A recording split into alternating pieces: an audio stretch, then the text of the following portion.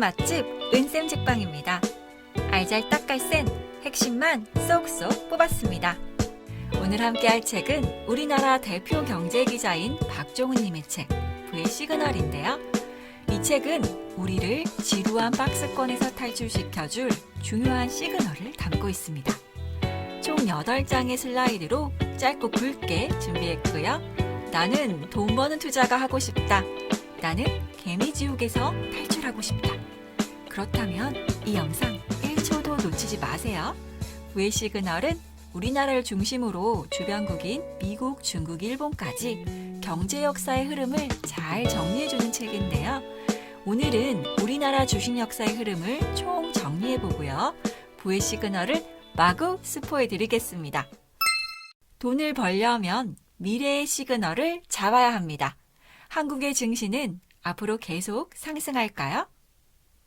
역사는 그대로 반복되지 않지만 그 흐름은 반복된다. 마크 트웨인의 말입니다. 가장 먼저 한국의 대표 주가 지수인 코스피를 통해서 역사의 흐름을 파악해 볼 거고요. 미래의 시그널까지 꼭 잡아보세요. 코스피는 1980년 1월 4일 주가를 100으로 놓고 산출한 지수입니다. 코스피의 역사를 살펴보면 아주 중요한 흐름을 발견할 수 있는데요. 1980년을 기준점으로 3번에 걸친 주기를 확인할 수 있고요. 특이한 점은 강렬하고 짧은 대세 상승장과 지루하고 긴 박스권 장세를 번갈아 겪고 있다는 것입니다. 이제 하나씩 살펴볼 텐데요. 정말 그런가? 시기를 눈여겨보시고요. 왜 그랬을까? 그 이유도 염두에 두면서 보신다면 우리도 부의 시그널을 예측하는 해안이 생길 겁니다. 렛츠고! 1차 박스권 장세는 1980년에서 1985년 상반기까지 5년 동안 지속됐습니다. 코스피는 130선을 오르내리는 지루한 장세를 보였고요. 이때 많은 개인 투자자들이 증시를 떠났습니다. 그 후 우리 증시는 85년 하반기부터 89년 상반기까지 1차 대세 상승기를 맞이하는데요. 이유가 뭘까요? 저금리, 저유가, 저달러의 3저 호황 덕분이었습니다. 여기에 88 올림픽까지 개최하게 되면서 주가는 더욱 급등했고요. 드디어 코스피 역사상 처음으로 1989년 3월 1000선을 돌파합니다. 85년 이후 단 4년 만에 주가가 7배 넘게 급등한 건데요. 세계에서도 보기 드문 유래로 놀라운 상승세였습니다. 하지만 기쁨은 잠시 스쳐갈 뿐 들떠있던 분위기가 가라앉으면서 코스피는 하락세를 타게 되는데요. 이제 2차 박스권 장세를 살펴보겠습니다. 2차 박스권 장세는 1989년에서 2004년까지 지속됐고요. 무려 15년 동안 코스피는 1000선을 제대로 넘지 못합니다. 97년 외환위기 때는 코스피가 297까지 폭삭 주저앉았는데요. 주식하면 돈을 잃는다. 주식은 도박과 같다. 이런 말들이 만연했고요.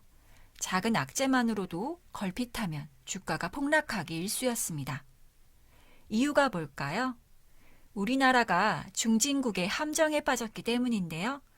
당시 우리나라는 하이테크 제품군에서는 일본과 경쟁하기엔 기술력이 부족했고 저가 제품군에서는 인건비가 싼 중국과 동남아시아에게 거센 추격을 받았습니다. 하지만 긴긴 겨울도 끝이 나고 2005년에서 2007년까지 우리나라 증시에 봄이 찾아옵니다. 2차 대세 상승기를 맞이하는데요. 이때 단 2년 만에 코스피가 2배로 상승했고요. 2007년에는 코스피가 2000선을 돌파합니다. 이유가 뭘까요? 2001년 중국이 WTO, 세계무역기구에 가입하면서 우리나라 기업들이 중국에 진출하게 됩니다. 이때 중간재, 화장품 등 다양한 소비재 수출이 큰 폭으로 증가했고요. 그래서 2000년대에는 중국으로 수출하는 기업들을 중심으로 주가가 폭등했습니다. 이때를 놓칠세라 증시를 떠나 있던 베이비붐 세대가 그동안 모아놓은 재산으로 본격적인 투자에 나섰는데요. 이때 펀드붐이 일어났고요. 자산을 불리기 시작한 각종 연기금이 주식 투자 비중을 늘리면서 주가를 더욱 끌어올렸습니다. 봄은 짧고 찬란하기에 아름다운 거겠죠? 봄이 지나고 우리 증시는 길고 지루한 장마 전선에 갇히게 되는데요. 3차 박스권은 2008년에서 2019년까지입니다. 2008년 미국발 글로벌 금융위기로 2008년 11월 코스피는 948을 찍습니다. 98년 외환위기 이후 10년 만에 대폭락장을 맞이한 건데요. 아이러니한 건 글로벌 금융위기를 일으킨 주체인 미국은 제로금리, 양적 완화 정책으로 증시 반등에 성공했고 2009년에서 2020년까지 미국 역사상 가장 긴 증시 호황을 누렸다는 겁니다. 반면 우리나라는 2010년 코스피가 반짝 2000선을 회복했지만 무려 9년 동안 코스피가 1800에서 2000선을 오르내리는 3차 박스권에 갇혀버립니다. 이유가 뭘까요? 중국 증시의 부진과 우리나라 수출의 부진, 그리고 중국의 기술 추격의 가속화 때문입니다. 여기서 부의 시그널을 잡기 위해서 조금 더 짚고 넘어갈 필요가 있는데요. 한 끗 차이가 디테일의 차이입니다. 쫑긋 귀 기울여 보세요. 우리나라 증시는 특히 중국 증시에 큰 영향을 받았는데요. 2008년에서 2014년까지 중국 증시가 장기 불황에 빠지자 우리나라 증시도 함께 외면당했습니다. 앞서 말씀드린 대로 글로벌 금융위기 이후 미국 경제만 빠르게 회복했고 유럽은 더블딥의 수렁에 빠지기도 할 만큼 세계 경제는 여전히 부진했습니다. 우리나라는 전 세계로 수출해야 하는 입장인데 이때는 수출 실적이 악화될 수밖에 없는 상황이었죠. 그리고 2000년대까지 우리나라 주요 수출 시장 역할을 했던 중국이 2001년 WTO에 가입한 뒤 2010년 중반 이후부터 선진국 기술을 빠르게 모방하기 시작하면서 수출 시장에서 경쟁자로 바뀌기 시작했는데요. 우리나라에서 수입해 가던 중간재를 중국에서 국내 생산하게 되었고 중국의 기술 추격이 가속화되었습니다. 설상가상으로 우리나라 주력 수출 산업이 조만간 경쟁력을 잃을 것이라는 비관적 전망까지 더해져서 외국인 투자자들의 이탈이 가속되었습니다. 하지만 쨍하고 해뜰 날 찾아온단다. 2020년 드디어 우리 증시는 3차 대세 상승기를 맞이합니다. 2021년 코스피 사상 처음으로 3,300선을 돌파하는데요. 코스피는 2020년 3월 19일 1,480에서 1년 만에 2배가 넘게 오릅니다. 이유가 뭘까요? 코로나19 팬데믹으로 미 연준은 몇 달 만에 3조 달러가 넘는 돈을 풀면서 무제한 양적 완화 정책을 폈는데요. 우리 정부도 마찬가지로 경기 부양책을 펴면서 돈의 유동성이 막대하게 증가했고요. 동학 개미들까지 증시에 가세하면서 투자의 저변 확대를 이루었기 때문입니다. 지금까지 코스피 역사의 흐름을 살펴봤는데요. 그렇다면 한국 증시는 앞으로 계속 상승할까요? 저자의 앤서를 들어보겠습니다.